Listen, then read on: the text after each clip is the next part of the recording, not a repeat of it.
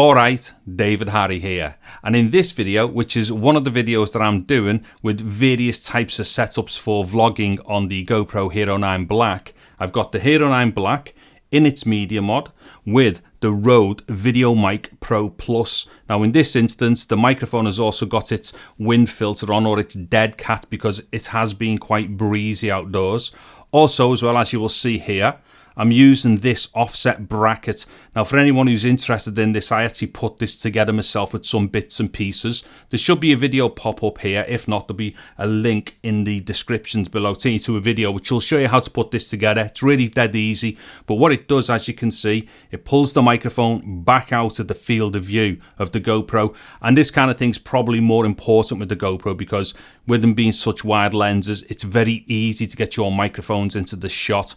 Okay, so what I'm going to do then is shoot off outdoors, do a number of different scenarios with this setup, and then I'll come back and do a bit of a summary at the end of it. But the important thing here is for you to have a really good listen for yourself and kind of absorb what's going on and take on board what's going on, just so you can get a good idea of what this microphone and this setup is actually doing and such. I do explain these things as I go through the videos and what have you. Also with this video and a number of others, I will be tampering with the picture, so I'm not entirely sure what this picture is going to look like yet, and the reason why that is because I'm just not a fan of GoPro color, and most certainly not the way it's responding on the Hero9. So what I'm trying to do over a number of different videos and stuff is to work out what I can get away with the flat profile, and then altering things like various white balance settings and stuff like that. Now if I do end up getting somewhere where I'm really happy with it, I'll do a video all about that. But just bear that in mind as you're watching this video, maybe the next couple of videos that I do with the 9.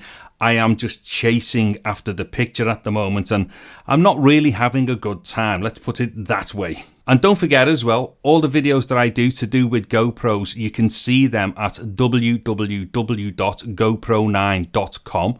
And all the stuff that I ever use in these videos to do with like the rigs, the setups, the mics, the GoPros themselves, you'll find links for them in the descriptions below.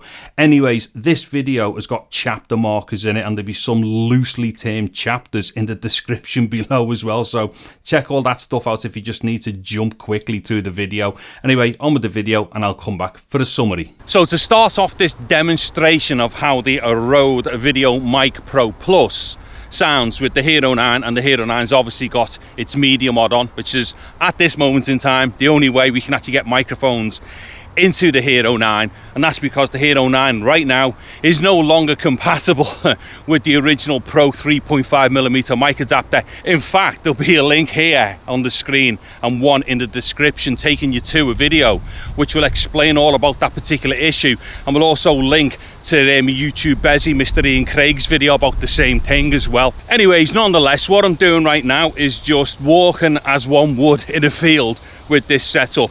It's also worth noting as well, it is very breezy. Now I'm not entirely sure if the microphone's going to be picking any of this up because it is getting a little excessive. What I'll do, once the breezes pick up quite heavily, I'll just point at the trees so you can see all the tree movement. It is very windy actually, and it is gusting up quite bad. Yeah, probably see there on these trees here what's going on. Okay, so there is a fair chance I might be picking up some wind on the microphone, although this particular system is quite good at not picking up the breezes with this particular dead cat on. So hopefully, even if it is picking up a breeze, it's not completely wiping out the entire take. Now the other thing as well here that I'm going to have to mention, because I have to be fair when I do these things, my front screen is just switched off, right, and I have got condensation on it. So whilst it's switched on, you can't notice it, but now that it's switched off and it's gone black, there's a big square patch of condensation right behind the screen. Now just in case that wind there got really heavy and was wiping out the take a bit, which obviously I don't know yet until I listen back to this stuff, although I'm hoping it didn't, but it was very heavy, to be honest. What I've done is deliberately come somewhere here right now where I'm basically protected by all these trees and stuff. So hopefully this is going to be a much better, well, it is a better environment for recording right now, to not be picking up wind. So just in case we were getting wiped out, hopefully we weren't, but in case we were, this take here will definitely give us an example of how the mic system sounds when there's only a light breeze, not big gusts of wind. So what I'm going to do now is a cardioid polar pattern test. And what this basically means, it might sound all a bit like highfalutin and fancy, but a cardioid polar pattern test is basically just a way for us to identify how sensitive the microphone is at picking up sounds to its sides and its rear compared to how well it picks up from the front. So right now, I am obviously right in front. This is what we call on axis, because I am directly on axis to the direction of the cardioid pattern for the capsule inside the microphone. So this is the loudest I should be. Now, I'll turn it to the side. Now what it is here, I should have dropped off a little bit. So we should still hear me, but I should have gotten lower. Now what I'm gonna do is turn it 180 degrees off axis, so the opposite direction. Now, with the traditional cardioid, I would drop off more than what I am doing with this right now, because what it is, this microphone is a shotgun microphone, and shotgun microphones exhibit a characteristic called real lobe, which basically it almost like has another cardioid pattern slightly behind it, which is what we should be observing here, or what we should be able to hear. So I won't be quite as quiet as what it would be if it were a cardioid. Now I'm going to turn it to the other 90-degree axis here. So the first 90-degree axis is 90 degrees, and this is basically what, 270 degrees, or the opposite side of the first 90 degrees. And I should now be similar to what the first 90 degrees was. Right, so now I'm back right round to the front, completely on axis, or at 0 degrees. So again, the whole point behind that is just for us to identify where the sweet spots are really for picking up, you know, dialogue and what have you. Because don't forget, if we are somewhere else where there's tons of noise, then we don't want to be picking up the noise at the sides and the rear. We really only want to be picking up, like, you know, my voice or your voice if you're using such a system. Now what I'm going to do, just to push this point a lot, I'm going to go and do the same thing now by the busy road. So for the testing of more noisier environments, shall we say, I'm just going to walk a little bit along this road here. Then I will stop at the end and do a little bit of a cardioid type thing whilst I'm right on the junction.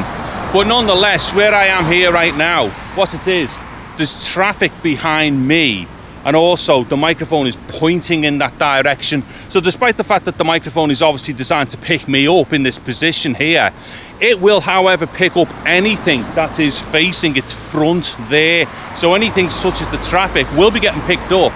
But the hope here is that, not that I'm known for being quiet, but that I am loud enough to kind of like be louder than the traffic is, so that despite the fact that the microphone is going to pick all that up as well, it should hopefully pick me up a bit better. Because one, hopefully I'm a bit louder because I'm closer to it, and two, yeah, I'm just loud, so hopefully it's picking me up. Okay, so where I am now then, there's a bunch of traffic behind the microphone. I'm going to turn around and let's see if we start picking up the traffic more and I drop off. So that's like to one side there, I should have dropped off a bit. Then that's right round to the traffic. We should be picking up the traffic even more and less of me. Now that is to the other side. Hopefully I'm getting a bit louder, less of the traffic. And now I'm back onto me completely. So hopefully it's picking up me better now than the traffic, because the traffic is now behind it and I'm in front of it. And now just another little turn test where I turn into the traffic, where I'm in between the mic and the traffic.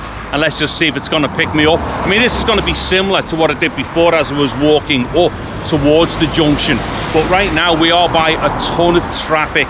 Okay, so I think that should hopefully give us a really good idea there as to how my voice is going to be getting picked up in what has to be described as a very noisy environment. Okay, so with all that stuff done there then, where I was testing for the cardioid response and stuff, standing static in the field, and then going by the main road and doing all that stuff there by all that traffic, people might be thinking, but hold on Dave, surely isn't that just a bit too exhaustive for doing these types of tests and stuff? Well, not really, because what it is, many people will go and buy a microphone like this without truly understanding exactly what it's kind of like, you know, what its pickup pattern is like, or the general characteristics of a microphone like this. Because don't forget, it is a shotgun microphone, it is not a cardioid. So shotguns do have a different type of pickup response to them. So yes, you know, whilst you might think it's a bit exhaustive, and I do go on a little bit doing these little turn pattern tests and all that stuff, if you're going to shell out the price for one of these microphones, because let's be clear here, this is not a cheap microphone. It could be considered good value for money compared to other similar types of shotguns and for the functions that it has, and I dare say it is good value for money on that basis, but it most certainly isn't cheap. So if you're going to go and buy a microphone, you definitely want to make sure that when you're paying that kind of money for one of these, you're definitely getting the kind of thing that you're expecting to get with the microphone. And it's definitely not going to give you any kind of big surprises once you start using it with your Hero9, or indeed any other camera that you may want to be putting this microphone on. All right, so what I'm going to do now, I'm just going to go and have a little sit off at my usual little spec on the park bench, do a little bit more stuff here, talk about something else that I've just noticed, which I mentioned before. Then after that, I'll get in and have a listen, and then I will do my summary. Okay, so just a quick example here of sitting down and being a little bit more relaxed doing your vlog. Because of course, when you're out and about, you're not always walking and talking. So this should give us an idea of something a little bit more relaxed, shall we say. Also as well here, this is actually a pretty nice place here for me to do some testing, because there is a particular characteristic acoustically to do with where I am. What it is, it's a semi-walled garden. So it's flanked by 3 walls, which end up bouncing back the sound. Now, what happens here usually, if I get too close to the walls and stuff, as you would do in any other environment with walls, if you're using an Omni microphone, for instance, it will be picking up all that reflected sound and what have you. So it kind of like, it can almost swamp you as well with all that like reflection coming back. But when you're out in an environment like this, with something like a shotgun microphone, which has a bit more of a pickup on its rear, it too could also end up picking up some of the reflections off the wall. Now what it is, right behind me there's no wall, that's all trees. So basically the sound will be getting partially absorbed and passing through all that. Now, I don't know, but I'm going to turn around this way. So there is a wall directly behind me there. Now right now, because my voice ain't going to travel straight at the wall, we may not pick up the ping off the wall. Hold on, let me just try this. 1, 2, 3, 4, 5. Okay, now I know that might have seemed a bit mad, but maybe we hear that like ping sound coming back off the wall, which is basically a very fast reverb. That's all that is. It's a delay really, but because of the multiple reflections going on, it becomes a reverb. Dave, don't go down that road, you boring sod. Anyways, there we go. Some more examples of dialogue with this setup. Just kind of being a bit more relaxed there. And I will have to say right now, there is a problem with my Hero9. What it is, the front screen has been kind of fogging up, right? Now initially, I'd only noticed it once the screen switched off and went black, because I could clearly see that there was a patch of condensation behind it. However, just before when I was up there and I was doing stuff, what happened, I started seeing it when the screen was on as well. So not going to get bogged down with it now, but anytime I do anything to do with these setups and like the Hero9 or indeed anything to the test, if I come across issues as I'm doing stuff, I'm definitely going to let people know, because you know, these things, you know, at best are great, but quite often they're not so good and they have certain problems and issues. And I just think it fair that I let people know these things as and when I'm testing stuff. Whether these things are unique to my particular camera is another thing. Although in the past I have noticed a whole bunch of things with GoPros which are not just unique to one camera. They could be described as stock faults. Anyway, Dave, shut your trap, get indoors, have a listen, and don't do an overly long, boring summary. Okay, so to an end summary then, and I will try to just bullet point this a little bit, because to be honest, you know, I think if anyone's looking at a combination like this, they would already have made their mind up from what they've just heard there. But a couple of things that I would kind of like to mention here are, the first one being the response of the microphone when I was by the traffic. It was actually really good, and considering that it is a shotgun microphone as well, and there's certain things about that scenario where it was, or that location, where a shotgun microphone would normally get into a fair bit of trouble. Now, this is definitely a shotgun, but its response was really good, I thought, you know, when I was doing the trafficy thing. So you have to bear that in mind. I would say it was really good at doing that. Now, when I was in the park and it was like it started picking up with the breeze and the wind, I can appreciate you looked at the trees and thought, oh yeah, you can see it's definitely windy. It was proper windy, seriously. There was a lot of wind going on. And I have to say right now, and I've noticed it before with this microphone, the microphone with the combination of this dead cat is actually really, really good. It is way above average, and it is a lot better than most of the other microphones that I've got. In fact, if I've got to be dead honest, I'm trying to look around because I normally have some mics here on the shelf. Out of all the mics that I've got, even the microphones that I much prefer the tone of compared to this, there's nothing that I've got which I can go out with just say like a dead cat like that fits the mic. Anything else would have to go into a blimp to get better wind rejection. For whatever reason, this is actually really good.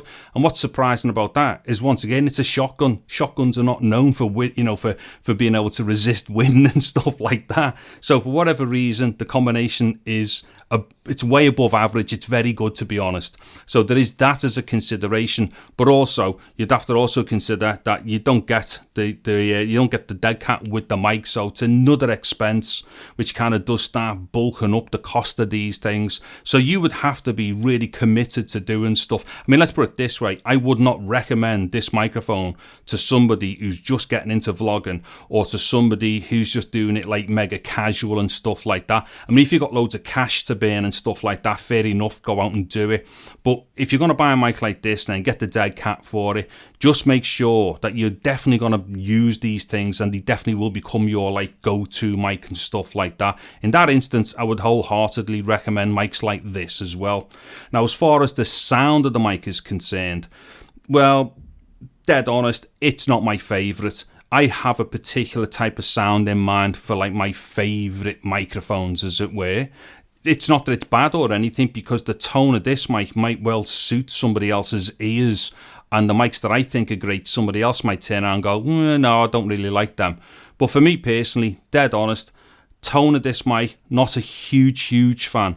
However, if I went outdoors with another microphone like the mic that I'm on here as well, if I went out with this, which is a Sennheiser ME64, which I love the sound of this, if I went out with this, right, I cannot effectively block wind with this microphone. It's why I never go outdoors now with this mic.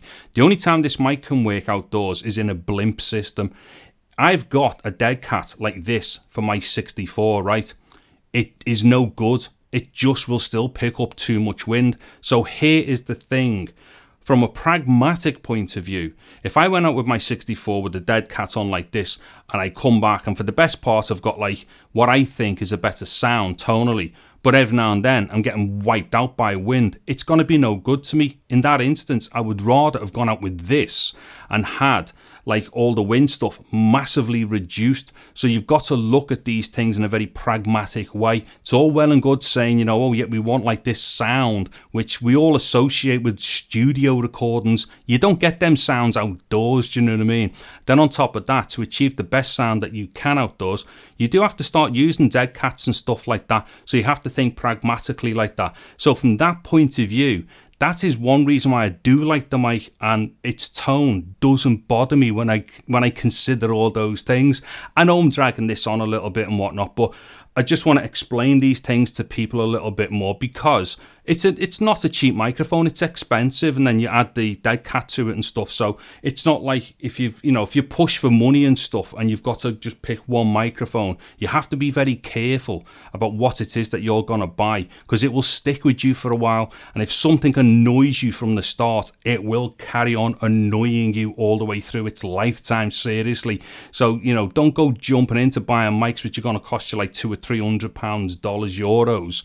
If you're buying a microphone for say £40 to £50 euros, dollars, yeah, you know, if it does your head in, you're not going to be sick as a dog. But if you bought something like this and say after a couple of months in, you hated it, you'd be really sorry you've bought it. That's the reason why I do some of these tests, which are quite extensive. It's just to show people that, you know, there are certain characteristics about various microphones which are good or bad about the microphones.